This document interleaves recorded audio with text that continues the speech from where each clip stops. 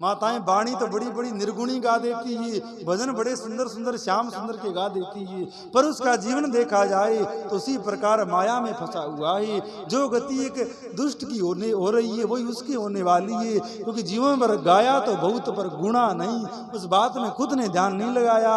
खूब सुंदर भजन गाया कि मेरो कन्हैयो 1200 ऐसे भोग लगाए, ऐसे चले ऐसे करे, पर मन तो उसका घर में ही लगा रहा, मन तो पशुओं में ही लगा रहा। मात्र भजन गाने से क्या होता? मीरा जो गाती थी वो वही होती थी, कबीरा जो बोलता था वो वही होता था, और हम गाते कुछ हैं, होते कुछ है, बोलते कहीं है, जाते कहीं। ऐसा अभ्यास हो, हमारा ऐसा जीवन निर्मल बने, जो हम कहें वही हमारे जीवन में हो, हम कहें वहीं हम रहें, हम कहें वहीं जाएं। अब तो भैया इतनी मारा मारी है, क्या कहें। तो भगवान की कथा किन के समझ में आती है तो मान लेते हैं।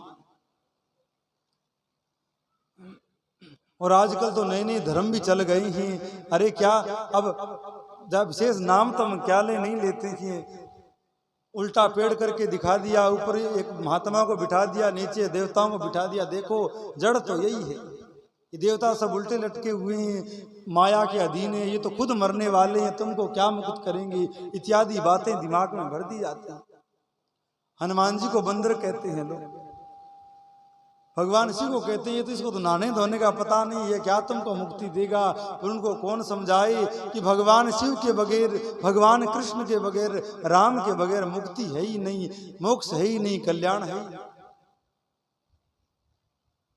अगर अन्य अन्य बातों में कल्याण और मुक्ति मोक्ष होती तो इनको आने की आवश्यकता नहीं थी, इनको ये ग्रंथ शास्त्र रचने की आवश्यकता नहीं थी। अनेकानेक बहुत सारी बातें थी, लोग तरते रहते, लेकिन भगवान निर्गुण साकार इसीलिए होकर के आया कि निर्गुण से कल्याण संभव नहीं रहा, लोगों की प्राप्ति कठिन हो गई। इसीलिए कथा बनी है कि आप कथा के द्वारा सरल उपाय जान करके कल्याण कर लो, मुक्ति कर लो।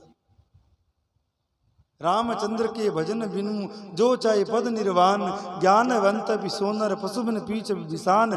जो भगवान को तो गाली देता है, राम कृष्ण शिव की निंदा करता है और कल्याण की बातें करता है, प्राप्ति की बातें करता है, वो बिना सींग पूंछ का पशु है। उसको किसी भी जन्म में मुक्ति कल्याण नहीं हो सकता। कल्याण तो दूर की रही, उसको इस जन्म में भी शांति नहीं मिल सकती। अनेकानेक मन के विकार उसको नचाते रहेंगे, जो भगवान रामकृष्ण इत्यादि की निंदा करते रहेंगे। जो काम को नहीं जीत पाए, लोभ को नहीं जीत पाए, वासना और क्रोध को नहीं जीत पाए, वो क्या मुक्ति की बातें करेंगे, क्या कल्याण की बातें करेंगे। अरे पहले तुम अपना जीवन सुधार लो, पहले जो तुम्हारे आचार्य हैं उनको कहो तुम ठीक से हो जाओ, बाद में किसी के कल्याण की बात करना। अब भैया खुद का तो मुक्ति का आता पता नहीं है और दुनिया को मुक्ति देने की बात करते हैं, दुनिया को कल्याण करने की बात करते हैं। तो कल्याण और मुक्ति राम कृष्ण शिव इनमें ही है, अन्यथा इनके बाहर मुक्ति दिखाई नहीं देती है। हम कई बार उलझ भी जाते हैं, बहस भी कर बैठते हैं, पर उन मूर्खों के समझ में नहीं आती, क्योंकि भगवान भी कह रहे हैं मैं जिस पर कृपा करता हूँ उसी पर मेरे कल्याण की बातें समझ में आती है। अन्यथा जिनका कल्याण नहीं होना है उनको आप कितना ही बताते रहो, कितना ही समझाते रहो, उनका तो जो होना है वही होना है। और जिनका मैं कल्याण करना चाहता हूँ, जिनसे मैं मिलना चाहता हूँ, जिन पर मेरी कृपा बरसने वाली है, उन्हीं को मेरी ये कथा, मेरी ये बातें समझ में आती है, वो प्रेम से इन बातों को सुनते हैं। अन्यथा लोग बड़े बड़े विवाद कर लेते हैं, बड़े शास्त्रार्थ पे उतराते हैं, अरे ये झूठी बात है, ये झूठी बात है। अब वो भजन तो हमको नहीं आता, बोले काली को तो बढ़िया धोखेर, ब्रह्माणी को ब्राह्मण, ऐसे करके वो गाते हैं उल्टा पलटा। तो ये सत्य बात मानिएगा, भगवान नारायण के बगैर, शिव के बगैर कल्याण की कल्पना भी नहीं हो सकती। जो ये कहते हैं कि ये माइक है, अब अगर इन बातों की चर्चा करें तो विशेष प्रसंग और छिड़ जाता है।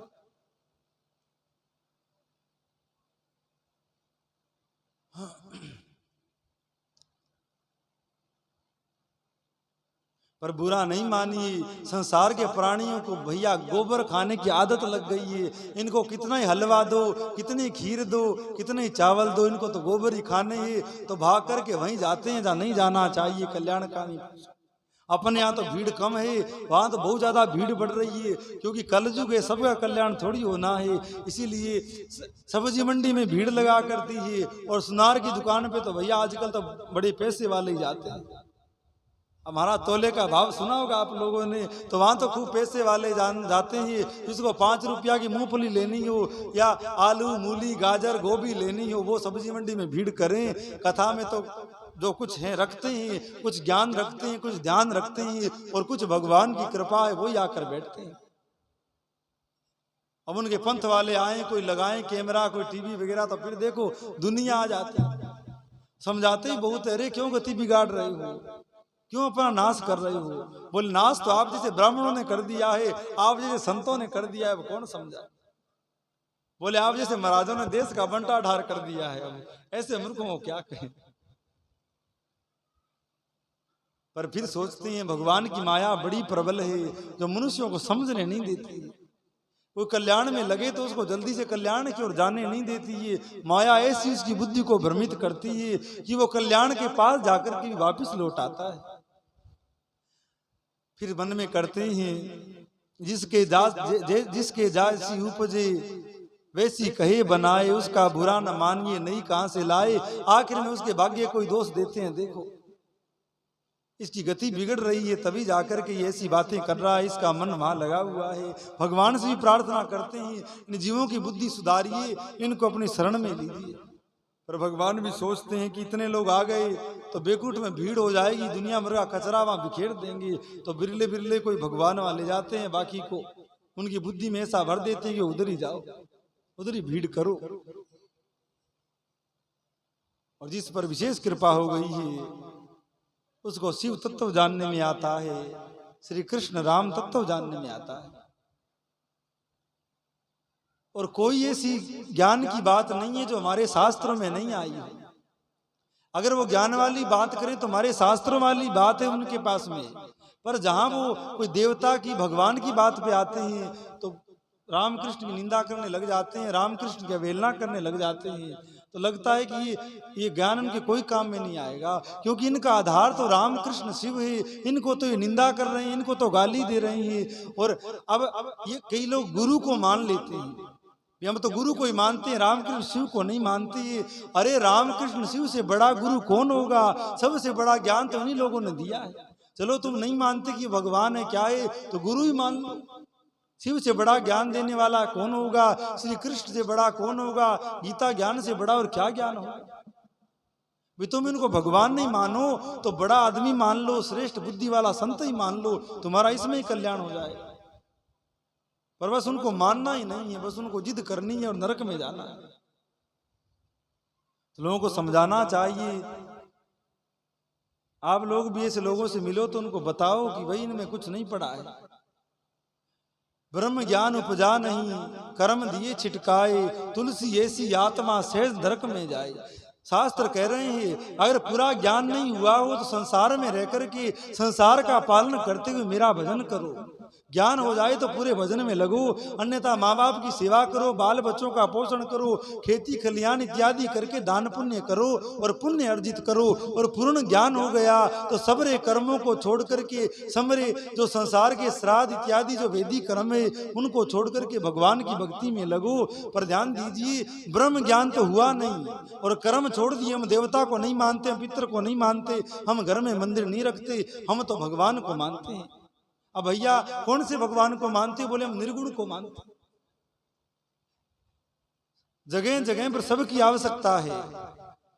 मंदिर की जगह मंदिर है तो भैया बाथरूम की भी आवश्यकता होती है, कोई की भी आवश्यकता होती है। उसी प्रकार भगवान तो है ही, वहां पर देवताओं की भी आवश्यकता है। तुम्हारे कुल के कोई पितर हो गए तो उनकी भी आवश्यकता है, उनको भी मानिए। और तुम्हें इतना ज्ञान हो गया है, तुम्हारी बुद्धि इतनी निर्मल हो गई है कि तुम बस भगवान में तुम्हारा मन लगता है। फिर भले ही तुम पितरों की पूजा मत करो, अन्य अन्य देवताओं की पूजा मत करो, पर जब तक ज्ञान नहीं हुआ है तो गणेश पूजन करो, दुर्गा पूजन करो, नवरात्रों का अनुष्ठान करो, सोमवार का व्रत करो, शनिवार का व्रत करो, इत्यादि जो नियम आए वो सब करो। और पूर्ण ज्ञान हो गया तब अपने आत्म अनुसंधान में लग जाओ और भजन करो तो पूर्ण गति है। अन्यथा वर्णाश्रम धर्म का भी ज्ञान शास्त्र दे रहे हैं और भगवान की प्राप्ति का ज्ञान भी शास्त्र दे रहे हैं। भगवान कभी नहीं कह रहे हैं कि इसकी पूजा मत करो, इसकी पूजा मत करो, पर आप इन सब की पूजा करते करते आप में एक दिन ये बुद्धि आ जाएगी कि आप भजन में लग जाओगी। पीपा भगत को साक्षात दुर्गा ही भजन में लगा रही है। अनेक पितर भी चमत्कार करते हुए एक दिन आपको बुद्धि ऐसे निर्मल कर देंगे कि आपका विश्वास पितर से हट करके पितर जिसकी गोद में बैठा है या पितर के गोद में बैठे हुए बालाजी के भी जो आराध्य देव श्री राम जी है उनमें आपकी श्रद्धा हो जाएगी। तो जब तक ज्ञान नहीं हो पूर्ण तब तक तो घर में रह करके दुनियादारी अपने कुल बिरादरी के नियमों का पालन करते हुए संसार में रहा जाए और दीन दुखियों की सेवा करी जाए, दुखियों पर उपकार किया जाए। और जब ब्रह्म ज्ञान उपज गया, ब्रह्म ज्ञान हो गया, तब सबरे कर्म छोड़ छाड़ करके माला लेकर के मंत्र का जप करो, भगवान की प्राप्ति करो। पर ब्रह्म ज्ञान उपजा नहीं, कर्म दिए छिटकाए, तुलसी ऐसी आत्मा सहज नरक में जाए। कोई ज्ञान तो हुआ नहीं, बोले हम तो किसी को नहीं मानते, देवताओं की फोटो उठाकर पानी में बहाए, हमारे घर में कोई मंदिर नहीं है, हम तो जो सर्वव्यापी भगवान है उसको मानते हैं। तो अरे भाई तू ही बता, ये जो छोटे मोटे देवता हैं, पित्र भूमियां हैं, ये उसी की सत्ता से चलते हैं, उसी के बनाए हुए हैं। कोई कहे मैं सरपंच को नहीं मानता, मैं पंच को नहीं मानता, मैं विधायक को नहीं मानता, मैं सांसद को नहीं मानता, मैं तो प्रधानमंत्री को मानता हूँ। तो भैया तेरे गांव में जो काम होगा ना वो या सरपंच करेगा या विधायक करेगा, वो प्रधानमंत्री नहीं आएगा। उसी प्रकार संसार के काम ये देवता पितर भूमियां यही करेंगे, भगवान सीधे थोड़ी उतर करके आ जाएंगे। अब आपकी कहीं बिजली खराब हो गई, आपके गांव में सड़क नहीं है, तो गडकरी को फोन थोड़ी करोगे कि महाराज तुम ये सड़क इसके मंत्री हो तो हमारे गांव में सड़क टूट गई है, वो थोड़ी बनाने आएगा। सरपंच को कहो, विधायक को कहो तो वो काम करेगा। उसी प्रकार ज्ञान नहीं हुआ तब तक तो आप इन छोटे मोटों की पूजा करो और इनसे प्रार्थना करो कि हमको निर्मल भक्ति निर्मल मति दो। और ज्ञान हो गया तो फिर सबको छोड़कर, अर्थात जब तक तुम्हारी पहुंच सांसद और विधायक तक हो तो इनसे काम करवाओ। और जिसकी सीधी मोदी से ही बात होती हो तो फिर इन छोटो मोटो चक्कर में काम पड़ना, सीधा ही फोन लगाया महाराज ये बात। अर्थात फिर सीधी ही अप्रोच भगवान के पास ही करो और फिर उनसे ही संबंध रखो, इन सब को हटा दो।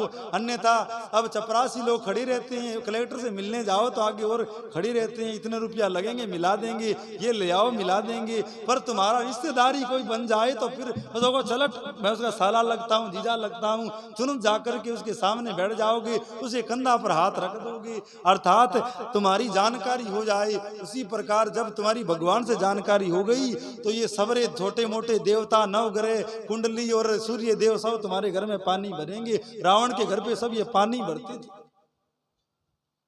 कई न कई तत्व को जान गया था, शिव के नजदीक पहुंच गया था, तभी तो शनि उसके घर में ऊंधा लटका था, अग्नि स्वयं रसोई बनाता था, वायुदेव उसके घर में झाड़ू देता था, जब चाहता तब बारिश करवा लेता, जब चाहता तब सर्दी प्रकट कर लेता, जब चाहता तब हवा चलने लग जाती, क्योंकि उसने कहीं न कहीं तत्व को जान लिया था। लेकिन थोड़ी सी दूरी रखी जानबूझ करके, और वैसे तो क्या जान लिया, स्वयं ही भगवान का ही पार्षद था जो जय विजय श्राप लग करके आप सब जान रहे हैं, वो आज राक्षस का अवतार लेकर के आए। इसकी कथा कल कहेंगे। तो झूठे मत मतांतरों में नहीं पड़ते हुए राम राम करके जीवन व्यतीत करिए और घर संसार का काम करिए। और जब कृपा हो गई बालाजी की पूर्ण, अभी तो बालाजी कृपा कर रहे हैं, संसार को ठीक कर रहे हैं, आपके दुख दर्द दूर कर रहे हैं, पर कभी विशेष कृपा कर दी तो राम जी की भक्ति दे देंगे, निर्वाण पद दे देंगे और भगवान से मिला देंगे। पर आपने रास्ता ही छोड़ दिया, सीधे ही निर्गुण की बात करोगे तो भैया गांव में सड़क तो बनेगी नहीं। मोदी मोदी चिल्लाते भले ही रहो कि हम तो मोदी सड़क बनवाएंगे, तो वो तो 50 सालों में भी इधर आने वाला नहीं। तो जो भी शास्त्र की मर्यादा है, श्राद्ध क्रम इत्यादि है, उनका सबको पालन करना चाहिए, उस रीति से चलना चाहिए। अन्यथा बड़ा आश्चर्य होता है, ब्राह्मणों ने भी ऐसे ऐसे पंथों में अपना प्रवेश कर लिया जो सबरे अपने धर्म को छोड़ करके तिलांजलि दे करके ब्राह्मण लोग ही राम शिव कृष्ण की निंदा करते हैं, और लोगों से क्या उम्मीद रखें। तो कल्याण कामी पुरुष को अपनी बुद्धि का विशेष परिचय देना चाहिए और सत्कार्यों में लगना चाहिए। आइए आज की कथा तो ही विश्राम करते हैं, भगवान शिव के चरणों में प्रणाम करते हैं। सबका मंगल हो, सबका कल्याण हो, सब पर उनकी कृपा हो और आरती में प्रवेश करें। श्री राम जय राम जय जय राम, श्री राम जय राम जय जय जय राम, श्री राम जय राम जय जय राम, श्री राम जय राम जय जय राम, श्री राम जय राम जय जय राम, श्री राम जय जय राम, श्री राम जय जय राम, श्री राम जय जय राम, श्री राम जय जय राम, श्री राम जय जय राम, श्री राम जय जय राम। तू मेरा मैं तेरा राम, तू मेरा मैं तेरा राम, मधुर मिलन मोहे तेरा राम, मधुर मिलन मोहे तेरा राम। श्री राम जय जय राम, श्री राम जय जय राम, श्री राम जय राम, श्री राम जय जय राम, श्री राम जय जय राम, श्री राम जय जय राम, श्री राम जय जय राम, श्री राम जय जय राम, श्री राम जय जय राम, श्री राम जय जय राम, श्री राम जय जय राम। कर्पूर गौरम करुणावतारम संसार सारम भुजगेन्द्रहारम सदा वसंतम हृदयारविंदे भवं भवानी सहितं नमामि, भवं भवानी सहितं नमामि।